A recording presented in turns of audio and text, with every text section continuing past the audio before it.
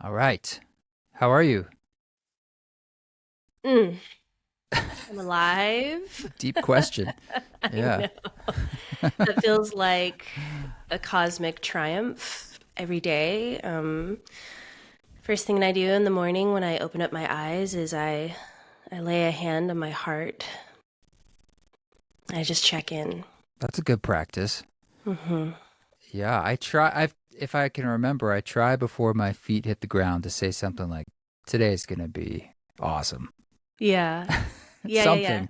Do you Yeah. always say that with the same amount of umph, or do you find No. Are you sometimes kidding you me? say it and No, it's it's more of more a like, all question right, it's going to mark? be awesome. Where's the coffee? Yeah, it's like, you know. Yeah. Today's going to be outstanding. Yeah, blah blah Today's gonna blah. be It'll amazing. be a Yeah. lot more outstanding in about 5 minutes. Yeah. Yeah, no, it is a Mm. miracle to get out of bed, of course. It really hmm is. And hmm weird to, I still think it's strange to be in dreamland and then wake into another dream. And then it's just more strange that you just forget the dreams. I think that's strange too. Do you forget your dreams? Yeah. Yeah, Oh, they drift very quickly. Yeah, if I wrote them down, I think they'd stick around. But I ever since I was a little girl, I tend to remember a good deal of my dreams. My dreams, many of them stick around like memories. no way.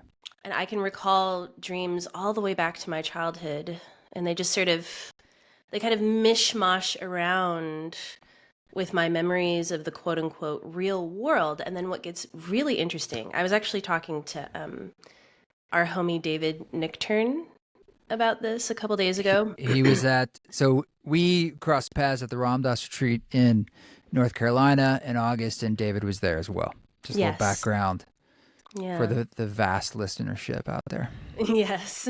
Yeah. Yeah, exactly. And yeah, I was telling him about this phenomenon that I've been having more frequently in life as of late, where I'll be in the middle of doing something. In fact, the last time this happened to me, I was in London and I was eating ramen. And the person comes out, steaming bowl of ramen, places it down, dramatic flourish in front of me. And I have the striking recollection that I dreamt about that exact moment. The table setting, the server, the smell, all of my surroundings. I know for a fact I had that dream a couple of months ago. And so then there's this like rumbling that happens in my stomach and almost like a feeling of like, Why? what, What do like I do with this? it's Yeah. uncomfortable. It's Yeah. uncomfortable Yeah. because there's no explanation for why. Yeah. Wouldn't you? Isn't I would think your hard drive would start to get quite full in your brain if your memory. That's a Yeah. lot of dreams. Well, You got a lot of hard drive space. I think so. Yeah. Yeah. So tell me a bit when we were speaking of the brain and hard drive space. Uh-huh. Maybe let's start with just a little bit of background about yourself. And I know some of it involves hard drives in the brain, hmm and enlighten us. Like, tell us a little bit about what you're into, what you're passionate about, what you've been up to lately. Absolutely. I wear many hats. Yes. So I technically started my career as a research scientist when I was 15. So I have Whoa. So been how does that work? Like, um like Doogie Howser I style? Like what? a little bit. So back in the day, NASA was actually recruiting um mega nerd scientists from high schools around the company, or not the company, around the actually that's an interesting I Freudian like that. slip, around Yes. the country, the company. Mm. And where was this? Where were you growing up? At the time, I mean, I grew up all over the place. I didn't really have one spot Okay. that I grew up, because I experienced a lot of chronic homelessness as Mm. a child, so I was all over the place. At this point in time, I had moved to be with my mother's side of my family in Southern California. Okay.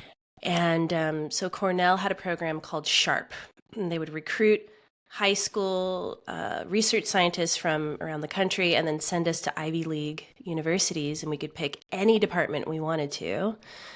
And then we could work there, and it was paid. So it was like our first real professional position. And then we had to produce a research project from out of that. So Is this that it, like was, the summer? Because you're yeah, it 15. was a summer Okay. program. All So right. you lived your entire summer at the university. I was at Cornell. And I have no idea why to this day I picked paleontology. Because dinosaurs are cool.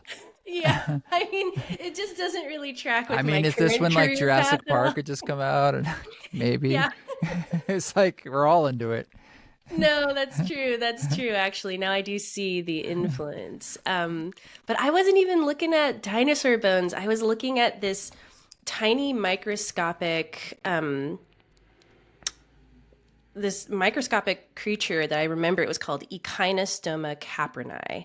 And when it sheds its shell, it's about it's like a grain of sand, and there's billions of them. And we were tracking their movement at the bottoms of the ocean in order to understand more about solar winds.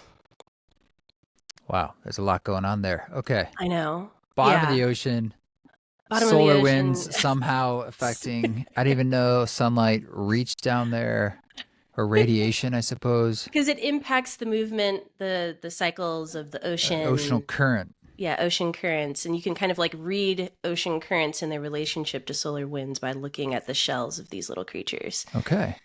And then fast forward, once I actually got to my undergraduate education, I kind of traveled between linguistics and neuroscience, Black studies in my undergrad, Spanish, then hopped over to UCLA, and I was just straddling two different departments, political science and African American studies. And I was really interested in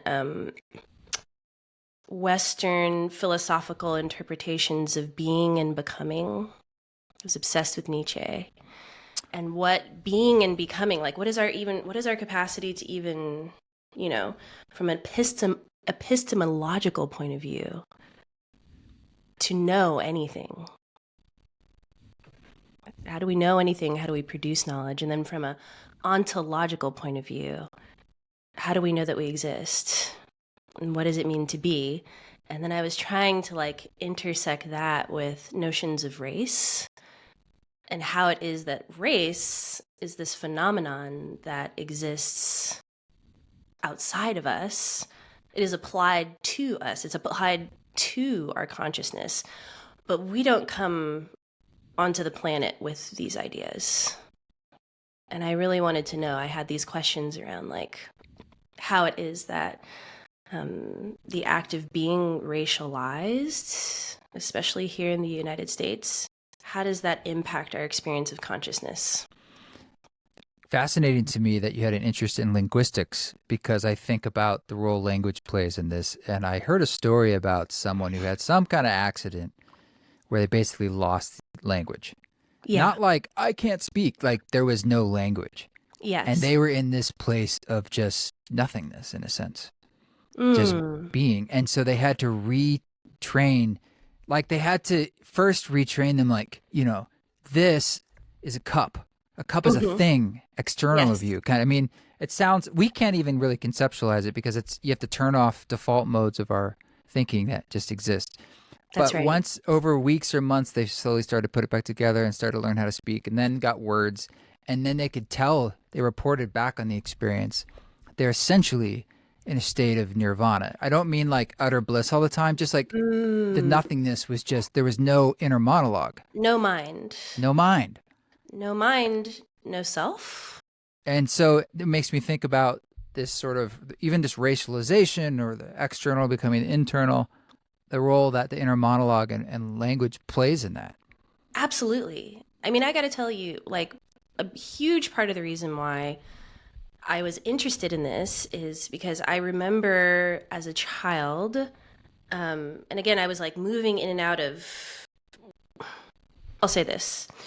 When you don't have a home address, it's really hard to sign up for a school.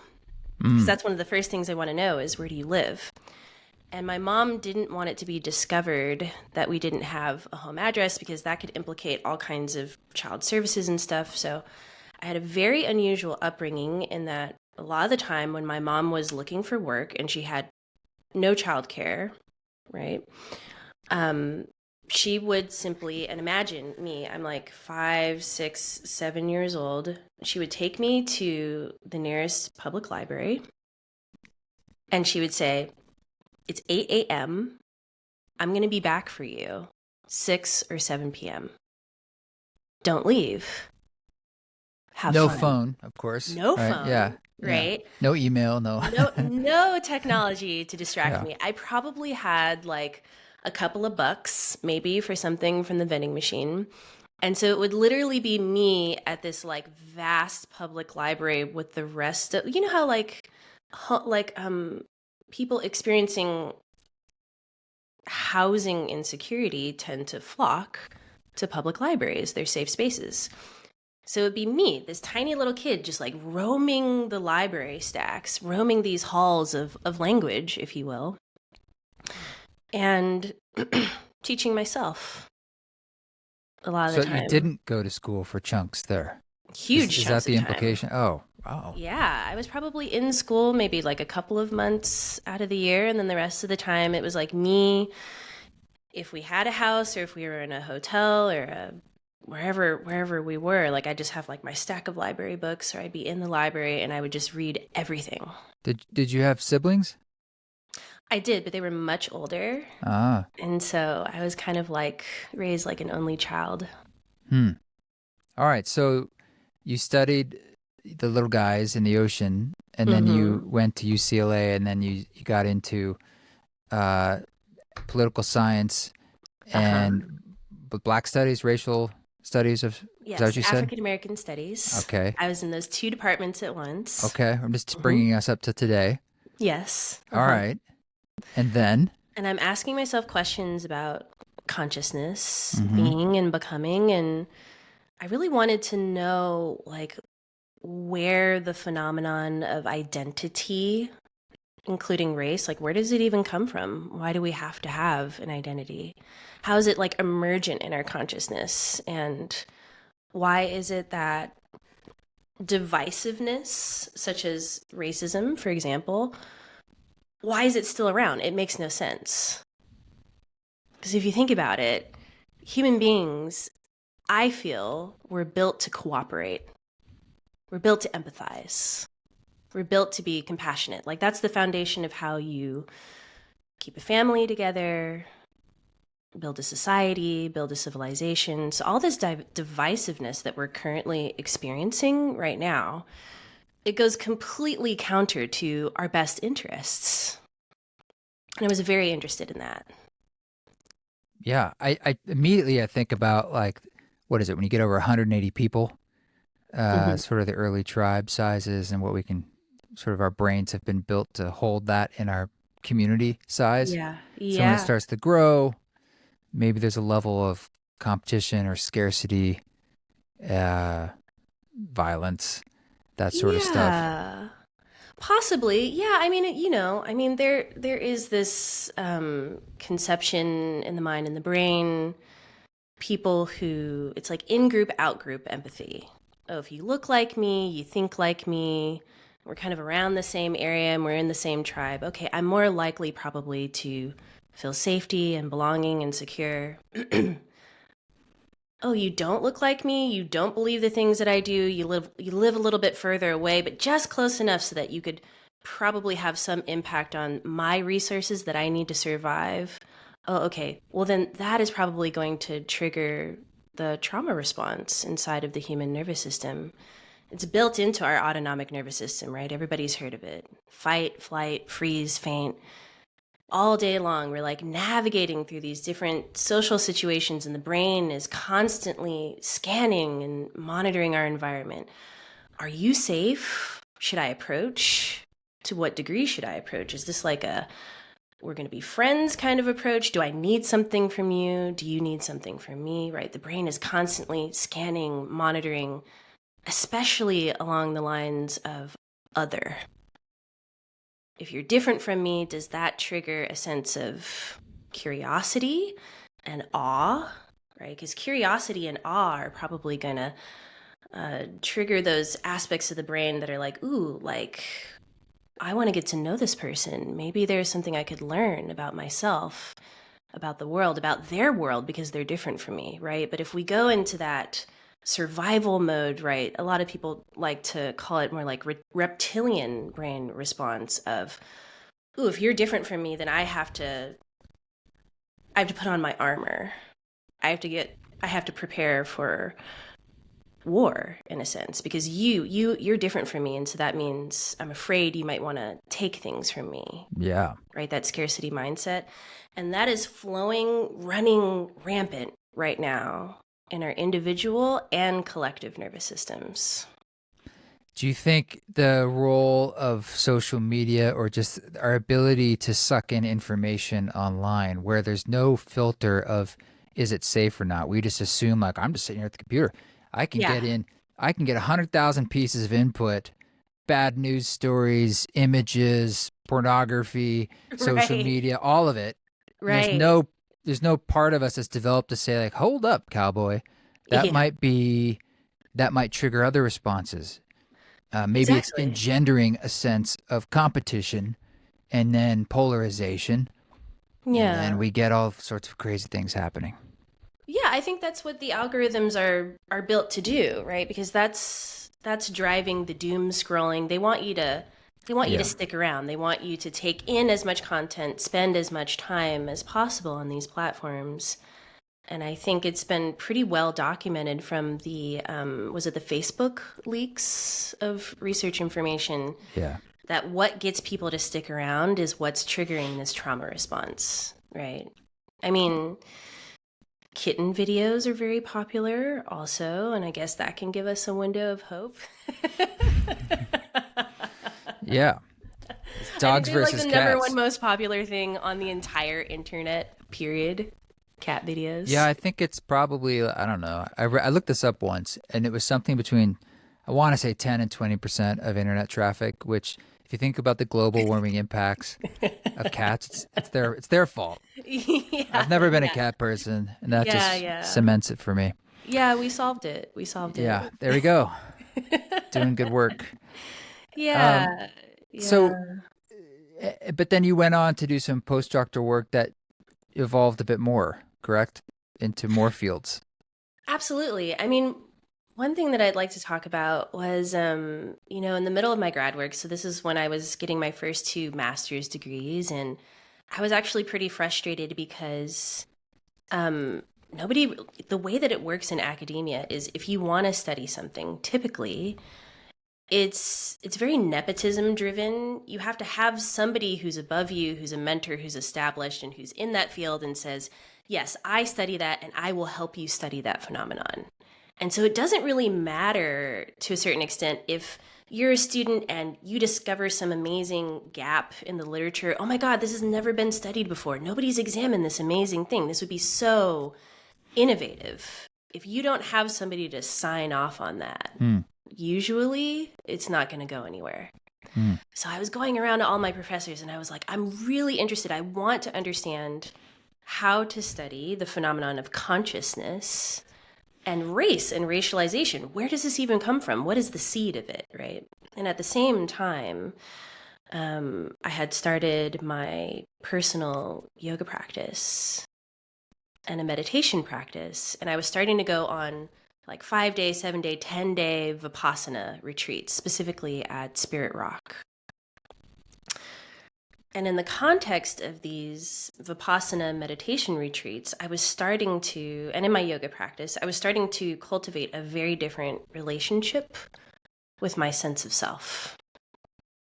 Because I was a person, and maybe you might infer or not, growing up, a young Black woman in the United States, experiencing a lot of the traumas that come along with poverty, not having enough food to eat, not having a roof over your head. I was constant not knowing. I had probably attended somewhere between 13 or 15 schools by the time I was done with high school. Wow. That's a lot of transients, right? Yeah. And so I was holding, in total honest truth, I was grappling with I was diagnosed with PTSD and depression and severe anxiety. I was really struggling with my mental health when I was in grad school. And at the same time, I had these questions about consciousness, and I was going to my professors, and nobody was willing to back me up in terms of what I wanted to study. And then I remember one day, and this is actually, I think this might be my first time talking about this publicly, but I've been really encouraged by a lot of the conversation within academia right now around the neuroscience of psychedelics. Like, I want to talk about my personal experience more, because a lot of people, when they ask me, oh, you know, how did you come upon this path of studying neuroscience? There's my academic response, and there's a whole story that I could tell around that, which is interesting. But really, it was the first time that I took acid. And this was during this graduate school experience. And I think in the context of that journey, it was the first time that I ever experienced a relationship with myself and my own mind that completely expanded beyond the boundaries of all of the pain and suffering I had ever experienced in my entire lifetime. It was like my relationship to being in my body up until that point, it felt very prison-like. I felt imprisoned by my suffering. I felt imprisoned by the catastrophizing thoughts that were like on a loop endlessly. And it seemed like no matter how much therapy I went to, no matter how many books I went to, like no matter the resources that I tried to pull in, even with my yoga and meditation practice, it was kind of getting me to these like moments of spaciousness. But the suffering was still so acute that I was really grappling really intensely with feeling suicidal. And I did not want to continue on with my studies at that point. I was like, what is the use of me, like, bringing all of this brain energy to these studies and trying to contribute to knowledge production if I feel like I don't actually want to live? What's the use? So that experience was really pivotal for me because, and I remember, you can kind of like picture me, I had like dreadlocks at the time, and I was like running around on the beach in Venice Beach in Santa Monica, and I just remember chanting to myself over and over again, oh my goodness, I'm a being of light. Oh my goodness, I'm a being of light. Who I am is a being of light. And I felt this luminous, radiant, incredibly transformative sense of being connected to everything and everyone around me. It didn't matter. This is kind of, I'm pivoting it a little bit back to my questions around consciousness and identity. For the first time in my life, I had this experience of, I don't care what this person looks like. You woke up this morning, you exist, I exist. What's happening right now? The fact that we exist and we can apprehend, we can be aware of our awareness. You know, the fact that we can think, perceive, believe, Right. Yeah. communicate at all, it just struck me as the most profound miracle that I was completely asleep to prior to that. Was the Vipassana or Spirit Rock experiences before this? Or after this? Did they? They were. Spirit Rock specifically was after this. I had started to go on very like short 1 and 2 and 3 day retreats at UCLA with their Mindful Awareness Research Center. So I think it was this one moment with LSD that really prompted me, because there was something that I felt. There was some qualitative state of mind that I felt that I had touched into very briefly during my yoga practice, very briefly during these 1 and 2 day retreats. And I was curious, well, what would happen with my relationship with my mind if I tried 5 days? 7 days, 10 days. Yeah. Yeah. So that experience, thank you for sharing about that. Did that then propel you into like where, because you told me at the retreat that you were doing some work around, I believe it was music and meditation, or is this art? No, it's art. Art. Yeah. Yeah. So I'm Yeah. Yeah. interested in getting there. Yeah. It seems like there's now, We're on a journey. We're on yeah, a. that's a pretty pivotal moment of sort Hmm. of consciousness awakening for yourself. Absolutely. And was that Yeah. breaking you a bit out of, or a turning point in the depression, in the suicidal Absolutely. ideation? Yeah.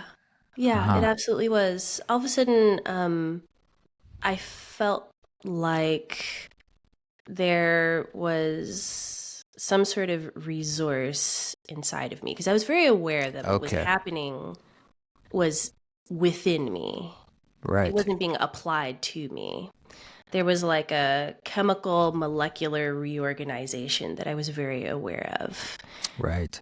And then that really led me to ask questions around, okay, how can I take this study? How can I take this self-inquiry deeper? And that led me to go into an interdisciplinary PhD program where I was straddling the education, neuroscience, and anthropology departments. And the question that I had, right, was still around like, why is divisiveness so entrenched? Where does it come from? And clearly this gets socialized into us because we don't enter into the world as like newborns with these feelings inside of us, right, toward the other. And I thought, okay, my question was, is yoga and meditation being taught in schools? No. It Not much. was. It at the time when I started asking this question, this was back in 2011, it was just a small group of schools. It wasn't Hmm. happening very much. And in fact, when I brought this to my department, they were like, oh my gosh, they were like, if you go down this route of trying to find an organization that is doing this, you're going to get sued. This is like separation of church and state. I don't even like, how can this even happen? And I was like, no, I know that it's happening. I know that there is like a different vision around education and learning that is centered around the somatic and the body, like exploring the mind-body connection. And I found that. And that was really like my introduction to getting deeper into studying the neuroscience of mindfulness, right? Because before I was approaching it as a practitioner. And if I was going to understand, well, why is it that things have shifted on a policy level to even allow yoga and meditation to be brought into schools? It happened on a national federal level, actually, in 2016. There was a passage of policies that opened up a window for what was called socio-emotional learning curriculums to happen in school. And within that, the neuroscience community was very helpful because within education, they realized,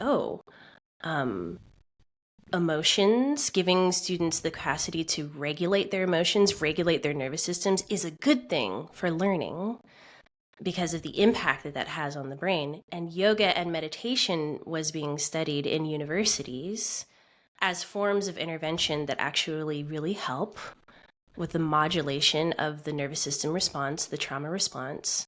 So there was a revolution that was happening inside of schools that was bringing yoga and meditation in to be studied. And one of the things that I found, the reason why, I know you said you wanted to get to like, well, why art? Like, how did you get to art? Was because the students that I was studying came from communities of color. And so as a research scientist, if you're being responsible, you're not just barging into a community and like assuming that you have all the answers. It's really all about building trust and cultivating relationships. And in the context of those relationships, then you start to learn about the very complex dynamics that are happening inside of that space. And even though, like, yes, there were some people who were all about it within these communities, right? Yoga and meditation. They're like anything to help our kids. And the kids were really getting a lot of benefit out of it. Some of them. Others would respond and say, what is this? This isn't for me. This is way too lofty. This is way too for like privileged people with like $150 yoga pants and all kinds of time on their hands. Like, I'm just up here trying to survive on a day to day, and you want me to stop and breathe and pay attention to what? Like, how is that to have any benefit? And then on top of that, another thing that I was discovering through my dissertation research is that maybe this wasn't necessarily the case for me as a person who was navigating healing trauma, but for some people who are in a very activated state of trauma in their nervous systems, meditation and pranayama practices actually are not appropriate interventions at that time. It can actually be really activating to the trauma that's turn in their up the dial. systems. It turns it up to 11. That's a Spinal Tap joke. I never know whether or not. Well, I mean, I know it. Okay. You've got some kind of rockin' poster behind you, so it's like behind you we're seeing, who's that?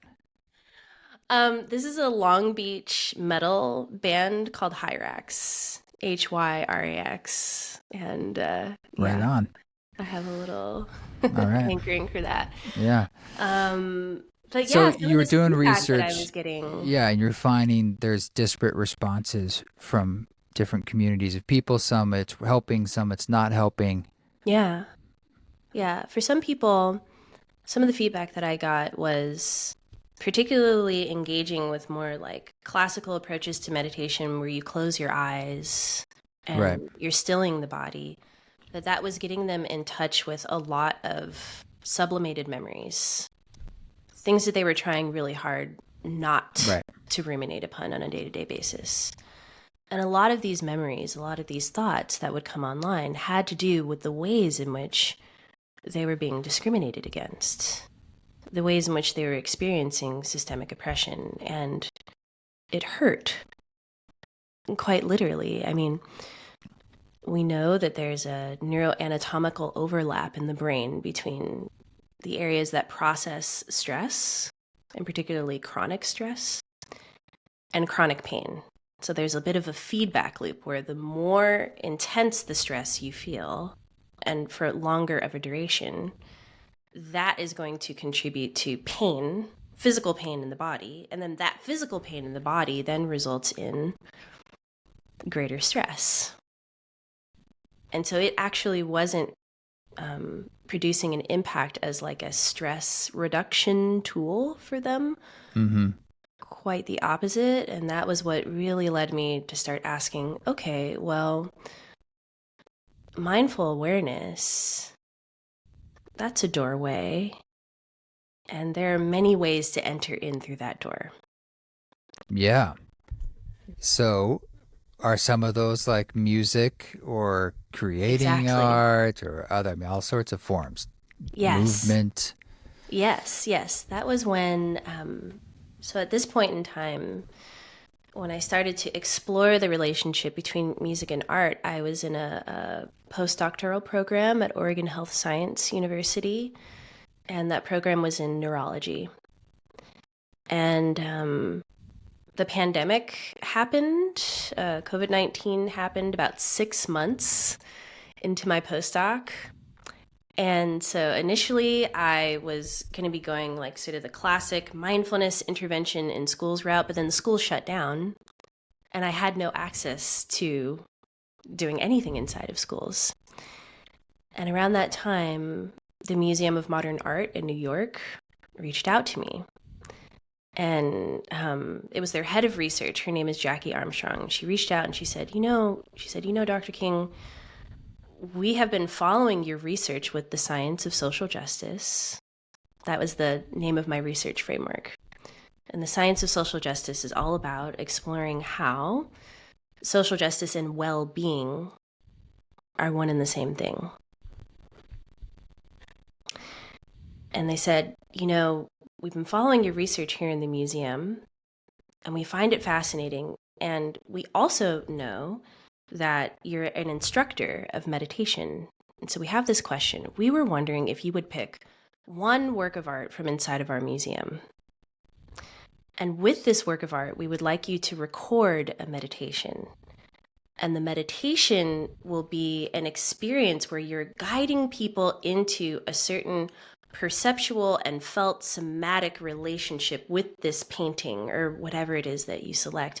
But we'd also like you to teach them about the science of social justice at the same time. And we're going to take this recording and we're going to install it with this work of art so that when people come to the museum, they can put on headphones and they can have this whole experience of learning at the intersection of science communication and art and meditation. And from that collaboration, I really started thinking to myself, I was like, okay, so the one thing that I felt was missing from that experience was music. What piece did you pick or choose? It is a work by an artist named Betty Saar. So her name is spelled BetyeSaar. And the piece is called Black Girl's Window. And it's still up in their collection. So for those of you who are in New York and you're listening right now and you happen to be near the Museum of Modern Art, you can go in there and experience it for yourself right now. Cool. Yeah. And so that was what really led me to wonder and to collaborate with them. And I developed the first scientific intervention that has ever been launched in the history of the Museum of Modern Art. And in that context, we were exploring this theoretical map of human awareness that I developed through my research. I see you're... Tell me, okay. Yeah. You're like, okay. Yeah. So this theoretical map of human awareness, it's called the systems-based awareness map. And it is designed visually to take people through 8 different layers of awareness. And it shows the relationship between everything that is happening. Imagine that you are completely still. You're not moving whatsoever. Maybe you're in meditation. And there's like a whole complex world of what is happening just underneath your skin, right? You're experiencing memories and feelings, emotions, thoughts, feelings of vitality or health, or maybe you're even having some sort of relationship with your ancestors, right? As you're conceptualizing them. Past, ancestors future. It maps all of these out onto our capacity to experience what's called in neuroscience, interoceptive awareness, which is how the brain is producing a map of all of our internal experiences. So going through this meditation, you're saying that was the model it was working with? Mm-hmm. Okay. Exactly, yeah. And then it moves from there into the next layer. So those are the first 6 layers of the map. The 7th layer of the map moves into an exploration of, well, what happens the minute that we move from stillness and we express agency? So we express it through movement or behavior, relationship, just how it is that we're locating our bodies in space, right? Proprioceptive awareness. And then the very last layer of the map is an exploration of how it is that is, as individuals, we can be aware of what's going on in our society, within the culture that we're embedded in, within the broader global environment. And this is like a representation of collective awareness. So in a nutshell, the map is exploring this relationship between us, the individual, and our capacity to be aware, and then collective awareness. And what's the relationship between those two, and how does pain or trauma potentially impact our capacity to experience those layers of awareness? So you said that you felt that music was missing. And Hmm. what was the lack that made you thought music would fill? Or what glue would that provide that you now look back on? Well, when I recorded that initial meditation, so the initial meditation was with one work of art, and it was my voice guiding people through this experience of viewing and being in relationship with this work of art. No music in the background. Right. Um, and so then I get feedback from people, and some people feel as though there's a certain kind of quality of spaciousness when just listening to someone's voice and attempting to meditate. And it's a little bit too much to anchor them into the present moment That's a experience. very political way of putting it. A quality of spaciousness. That's like it's like saying I had trouble paying attention. Yeah. How long was this, the meditation? Like I 10 minutes or is it think it was about 15 minutes. okay. Yeah. Okay. So when I did this, when I did this event that I was launching my map of awareness with MoMA, we paired every single layer of the map with a work of art. So we had 8 works of art total. Oh, wow. And then I worked with a dear friend of mine. His name is Orlando Villarraga. And he composed a soundtrack to that experience. It was an ambient representation of the journey through the map. And we paired those together. So I was doing storytelling. I was like guiding people with my voice through an experience. And then they were seeing this representation of a layer of the map, pairing that with a work of art from the museum. But the music was there constantly to guide the experience. Yeah, I'm guessing it helped just kind of probably if it was the right music, hold people through it, kind of through a through line. Absolutely, yeah. Yeah, I Yeah. had a lot of people reach out afterwards, tell me they had never tried to meditate before, they were never interested in it. And there was something about the music and the art together that made them feel held, it made them feel secure. It definitely brought up a lot of emotion, but I think that the music and the art together created this container where they felt that they could hold the enormity of the experience a lot better than if it was just my voice alone. So it's almost like music allows for it's like a bridge or a pathway. There's something about there that provides a kind of solace or accessibility for our bodies, our brains Yeah. to process stuff, emotional things, Yeah. or to even get into trance states or meditative states. Yeah. Absolutely. I mean, because that, I think, one of my advisors at USC, one time she said to me, gosh, meditation, that just sounds to me like opening up Pandora's box. Like, exactly. And that's really scary. That's the point. But in her mind, she was kind of like, why would you want to do that to yourself? Keep that like, in a box. yeah, just keep it regular. Let's just keep things normal. Like, let's not get weird. It was a little bit confusing to her, like why someone would want to explore that level of discomfort. Yeah. Well, as a friend of mine, Court Johnson says, everybody graduates, so take all the time you want in the world. You could explore it next life. No rush. Yeah, absolutely. Yeah. Yeah, I like Wait, that. did you say USC? So you're at UCLA and USC and then OHSU. Forgive I don't know the nomenclature. Post-doctorate, does that mean you have a doctorate and you're doing more work? Is that what that Yep, means? that's what that means. Hence Yeah. okay. Yeah, the Post-doctorate. postdoc is post training after the PhD. Uh-huh. Ambitious. Yeah. And so are you finally done with school? Is my question. Are you still doing it? Well, as I said when we first started out this podcast, I woke up this morning.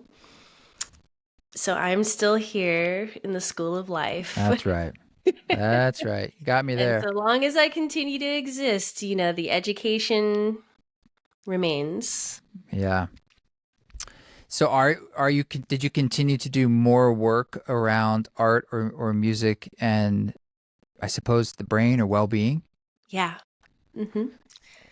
Yeah, so what occupies my time right now is two different paths. Right now, I'm at the University of California, San Diego, UC San Diego, and I work in their empathy and compassion lab. Not a student. I work as a research scientist there, and so specifically, it's empathy and compassion in social justice and human health. And in that job, um, I am working on the very beginning of an empathy video game. So I would say that technology has really become this zone where I'm working with art to the next level of the way that I'm working with art.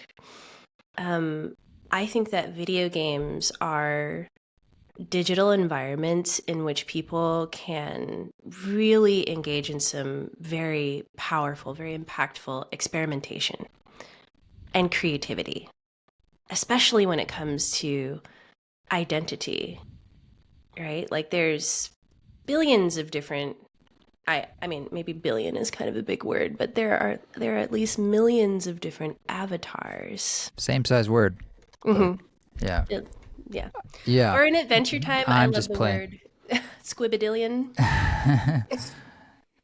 Yeah, video games are interesting because they're participatory, Yeah. but they're also getting really immersive, more and more so. I worked on a video game quite a long time ago. I just wrote some music for it with other folks, but it was a Deepak Chopra video game. And it turns out that Deepak Chopra fans don't play video games. So it didn't sell really well. But Wait, wait, back up. Wait. a lot to take in What here.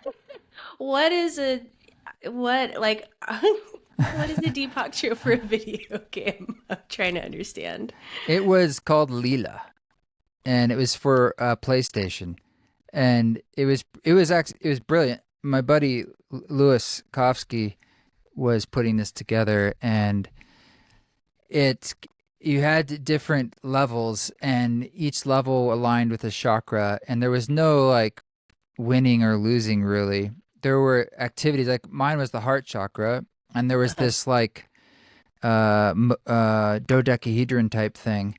And here's what was cool about the game is like the connect on it is a body sensor, right? So it was so sensitive even back then. When in between the levels, you would sit and breathe, and it would essentially teach you meditation, but it could sense your actual breathing just from that physical movement on the sensor, and so it would give you biofeedback just Oh, from that.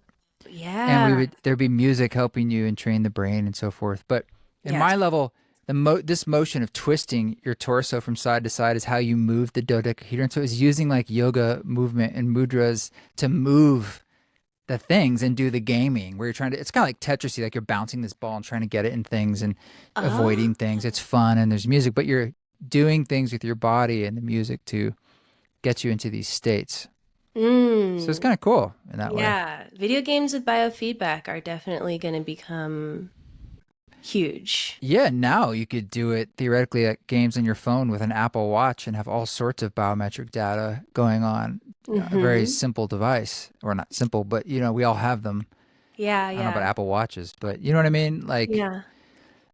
Ari, I've seen there's this app that uses you shake your phone and it's a muscle testing app. I should say Mm. the name because I know these guys. I got to Yeah. remember it. Yeah. I want to say Sensi. But it's things like that where you're using tech to tap into your body and like Hmm. reading your body and giving you a sense of feedback about it. Yeah. Yeah. And I think that I think that's all really exciting. And probably going to speak to younger populations, adolescents, and maybe I think that there's going to be a little bit of a generational divide there, at least for a little bit, until they figure out how to. There are ways of building video game platforms that are meant to speak to multiple different generations at once. Or like Sudoku or Sudoku, or it's called. Yeah. Just make it that, and then my mom will play it. And I know. But if we're talking about video games to like shift human consciousness, I don't know. Maybe There's it's gonna got to be be a that. way. There's got to. Yeah. Yeah. Well, tell me a bit more then about art, or I don't know if music is pushing it too far out of, your comfort zone, but just sort of that connection between how we could use art consciously to what would be the interest for you? Is it depolarization? Is it just bringing like a higher level of awareness, or is it for trauma healing, or what is your Mm. interest in that? I mean, I'll admit that I have a very specific interest with abstract art. There's some really interesting literature in neuroaesthetics that suggests that making and viewing abstract art can produce decreases of cortisol, which is one of the stress hormones that people are probably pretty familiar with. And we can't say that we know exactly why, but some of the postulation is that when you are viewing abstract art or figurative art also, because it isn't literal, it's kind of anytime that you look at something, your brain, the monkey mind, right? It starts right. The narrative is Yeah. being produced about yourself, about your identity, right? Going back to that part of our conversation. And I think that when we're viewing abstract and figurative art, there's certain functions of the brain that actually experience that art in a very embodied way. Meaning that the brain doesn't necessarily know that that art is outside of you. Mm. So remember I think I was talking about interoceptive awareness, and that's what's the brain mapping what's happening inside of our bodies, and then there's exteroceptive awareness. And this is how we know. This is outside of me, and this is what's within me. And the brain is making that differentiation all the time. And when it comes to these forms of art, that delineation is not quite so present. And that's part of why a lot of people will say when they go to an exhibit that's really powerful, that they might say something like, "Whoa, that was really moving. That art moved me." They're actually being kind of literal, right? So the idea that certain types of art can bypass some of the rigidity of self and me and I and get under our skin and maybe activate perhaps the default mode network of the brain. And the default mode network of the brain is a cluster of brain regions that are in a network together. And they're largely responsible for phenomena like mind wandering. Like when you're just sitting there and you're like not really doing much of anything, you're just sort of, la la la. It's also been studied with regard to self-referencing. So when you're thinking about yourself, me, I, what I want, what I need, whatever. And also autobiographical memory, how you're remembering yourself. We talked about that too when it comes to dreams and the fact that my brain is just like packed with all of these memories of dreams that I can't seem to really differentiate from real life anymore, which could be a problem. And it's really interesting, some of the research that there's this synergy, if you will, of neuroscientists who are looking at the default mode network of the brain. They're looking at its relationship to music and art and meditation and psychedelics. That's exciting. Uh-huh. Yeah. I mean, I like instrumental music for a similar reason. It's sort of like the figurative form of music, non-lyrical Oh, based. It's just not enlivening the same parts of the brain, and it's more open for mm-hmm. interpretation. And I think that's why it works well, or Yeah, in some ways, because it's a canvas for your consciousness to paint on itself. It's not as literal. yeah, yeah. And I think, and this is not me having my scientist hat on at all. This is just me, Sarah. I think people need that. I think we're walking around a lot of the time feeling like we're being told how to feel and what to think by the institutions that we work for, within our family networks, within social media, and just all the media that we're surrounded with, all the technology, social media, what have you. I think being alive today can feel like there's so much of an onslaught of information that's being applied to you. And without a lot of consent, without a lot of agency, right? Because that's just sort of how the world is now. And technology is moving way faster than our nervous systems have been built to actually take in. Absolutely. I mean, you know what I mean? And I think that can produce in and of itself a feeling of anxiety. And like, again, just speaking for myself, sometimes I have this feeling of like the way that technology is developing and the exponential speed of it seems to be like happening without a lot of participation from the broader public, a lot of communication. You know, we don't really have a say in how things, particularly with AI, right? We don't really have a say in regulating how these tools are being developed and how they're being used on us. Yeah, the only say is your participation, but that's becoming harder and harder to opt out of because there's many aspects that you now sort of need in order to live. Yeah. And it's becoming more like countries like China, if you don't have WeChat, you can't do anything. Yeah. And I wish we had more ability for ambiguity, because a lot of this stuff is pushing us into a form of tribalism where you're being, and that's a form of protection in itself. Like, find your people. All right, at least we got our beliefs and we're banding together. Right. But we need to be able to hold a complexity of ideas to say, I don't know, or actually I feel a little of this and a little of this, and I share a little of that view and this view.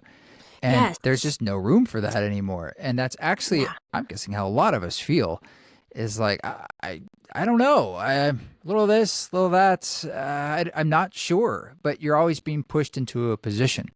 Yeah. Please take a stand. And it's like, okay. Yeah. And that in itself is, I think we're just trying to learn how to hold a lot of information at once. Yeah. And not being encouraged to just hold it. If then encouraged, then process it. Okay, now what do you think?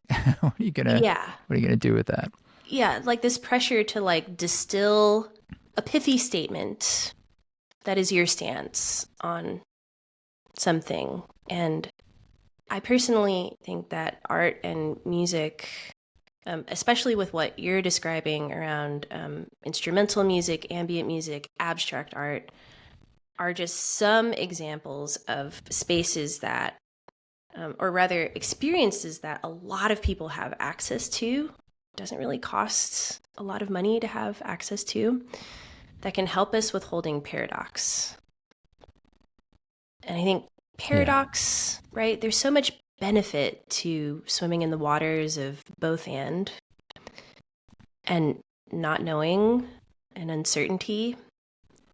And like, can we just have a moment where that's okay? Yeah. Can we? Please. Yeah. Yeah, and that's the essence of life, is living. It is a paradox. It's the mystery, as the mystery traditions have said for forever. It's like that. That's it. It's like it boils down to holding these boundary conditions, the perfunctory nature of consciousness itself, and that's where you get down to the ground floor. Is like, that's what a koan is. It's like helping you break through the paradox by stopping the mind. There's no thinking your way out of it. It's going to be a feeling your way through it and feeling of it, and that opens the doorway. But we're in a place of mind, right? And so that's why I think art and music is so powerful.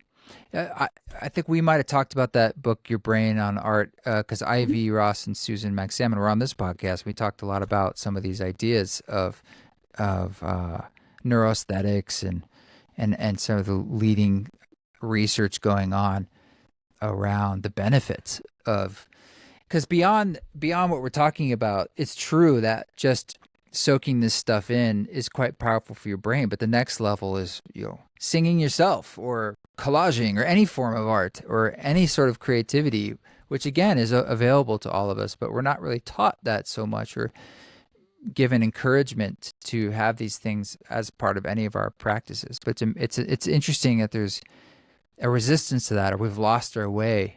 And I think part of it is because we've just pay other people to do it, or we're always ingesting stuff. And so there's not much room left for us to be, we used to always have to do it ourselves.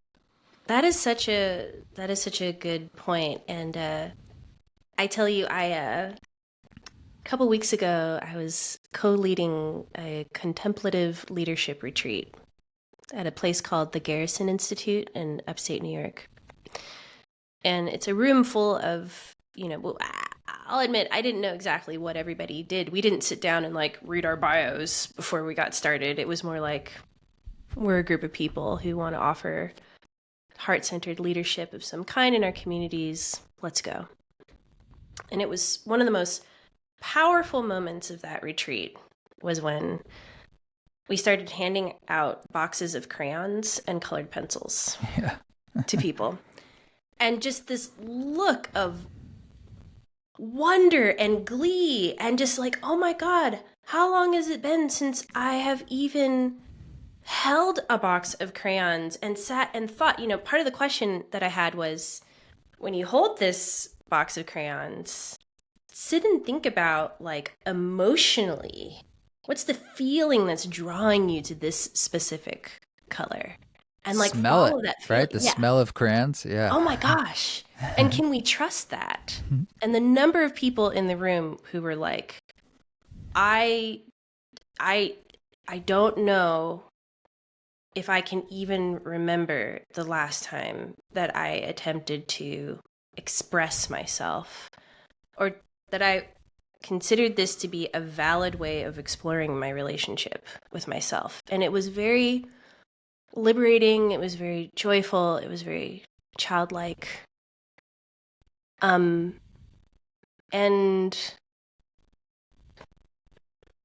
can you even imagine? I'm just going to be a little bit provocative here just for a moment, but can you even imagine if they handed out a bunch of crayons to Congress before they got started with their deliberations? I don't even know. Yeah. Some of those Republicans, I'm just being a little cheeky here. They'd eat them. Yeah. They'd be like, yeah. No, look, I mean, I would love a world where we were just bringing more creativity and into our culture, because it helps. And the president had to do ayahuasca a dozen times before taking office, and things like that. Or mushrooms were all these sorts of things we could do to bring a bit more just awareness. Nature, just more of a getting access into nature. Yes. It's really simple things. It's really just rhythms we're out of touch with, and things that technology, of course, is great, but it's also, we've removed a lot of our natural rhythms just from having electricity and being able to stay up late now, or all the things we can do that we didn't used to be able to do. I know. But then there's podcasting and all these other things we can do. And so there are pros and cons, but I was just interested in hearing a bit more about these areas of interest between particularly art and how it was helping people, and then sort of studying that with the brain. So it sounds like something you're going to continue with. And that's at UCSD? Yeah, that's at UCSD. And then this map of human awareness that I told you about, that started out as a 2-dimensional rendering. I'm building an AI company right now in order to create a 3D interactive version of that same map that is a well-being guide. Hmm. And I'm very excited about that because the intention of the technology is to weave in real time storytelling data with biometric data that you would get from like a wearable and really produce this moment-to-moment data visualization guide. Like, how is it's a representation of awareness, right? It's not the actual thing, but it's intended to be this guide of like, how is my awareness shifting and changing moment to moment over time? And then, but we know, or at least I'll speak for myself, I'll say that awareness is the first step. And then I think it's, what do you do with that? So that awareness map, that map of human awareness, if you want, there's choice on this platform. And so then the choice is, if you'd like to explore further, you get another map. And that map is the loving awareness map. And that map is meant to be a guide to show people,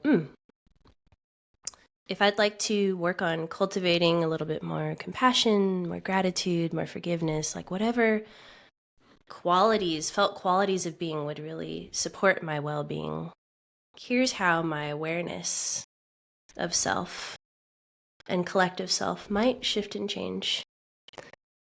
That's sort of like step 2 on the platform. Yeah. So, yeah, using technology to give you feedback on an increased sense of consciousness and awareness, being in the world. Mm-hmm. Yeah, that's the intention. Well, it sounds complicated and deep. It sounds good. I mean, it sounds like there's a lot of layers there I could go. I'm guessing those maps can keep going. Oh yeah, to infinity. Mapping consciousness. Yeah. Yeah. Absolutely. Very cool.